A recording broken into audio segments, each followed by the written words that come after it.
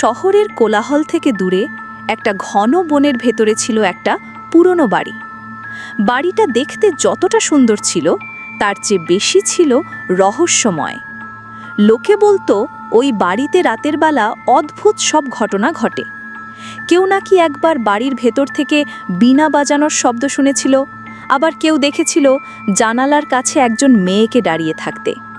শুভ আর তার বন্ধুরা এই বাড়িটার রহস্য উন্মোচন করার জন্য একদিন রাতের বেলা সেখানে গেল। তাদের হাতে ছিল টর্চ লাইট আর একটা পুরনো মানচিত্র। বাড়ির প্রধান ফটক পেরিয়ে ভেতরে ঢুকতেই তাদের মনে একটা অদ্ভুত ঠান্ডা অনুভূতি হলো। চারিদিকে একটা চাপা নিস্তব্ধতা, যা কেবল রাতের পাখির ডাক আর পাতার মর্মর শব্দে ভেঙে যাচ্ছিল। তারা প্রথমে বাড়ির বসার ঘরে ঢুকল। সেখানে ধুলোর আস্তরণ জমেছিল আর আসবাবপত্রগুলো এলোমেলোভাবে পড়েছিল। শুভ টর্চ জ্বালিয়ে চারিদিকে দেখছিল। হঠাৎ সে একটা বই দেখতে পেল, যেটা মেঝেতে খোলা অবস্থায় পড়ে আছে। বইটা খুলতেই তাদের সামনে একটা সাদা পাতার উপর একটা নাম ভেসে উঠল, লিসা।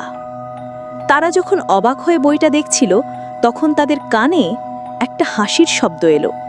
শব্দটা এত করুণ ছিল যে তাদের সবার গায়ে কাঁটা দিয়ে উঠল। তারা ভয়ে একে অপরের দিকে তাকালো। তখনই তাদের সামনে দিয়ে একটা ছায়া বিদ্যুতের গতিতে চলে গেল। তারা টর্চ জেলে খুঁজতে থাকল, কিন্তু কিছুই পেল না।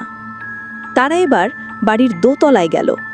ওপরে একটা ঘর ছিল, যেটার দরজা ভেজানো ছিল।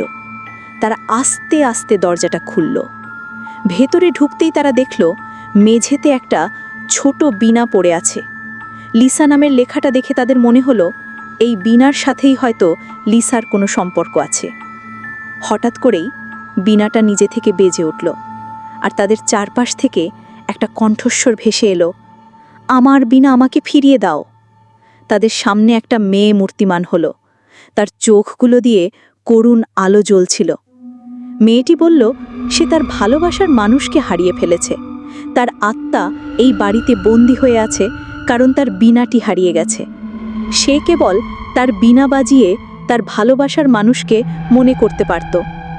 শুভ তখন তাকে জিজ্ঞেস করল, আমরা কিভাবে আপনাকে সাহায্য করতে পারি?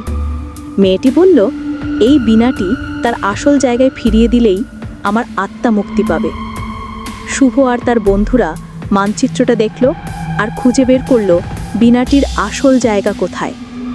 সেটা ছিল বাড়ির বাগানে একটা বড় গাছের নিচে। তারা যখনই বীণাটা সেখানে রাখল, মেয়েটি হাসি মুখে তাদের সামনে থেকে অদৃশ্য হয়ে গেল। সাথে সাথে বাড়িটার পুরনো অন্ধকার রূপ বদলে গেল। চারিদিকে আলো ছড়িয়ে পড়ল। এরপর থেকে আর কেউ সেই বাড়িতে ভৌতিক কিছু দেখেনি। শুভ আর তার বন্ধুরা সেই রাতের কথা কখনোই ভুলতে পারেনি। তারা বুঝেছিল ভালোবাসা শুধু জীবিত মানুষের জন্যই নয়, মৃত মানুষের আত্মাকেও শান্তি দিতে পারে।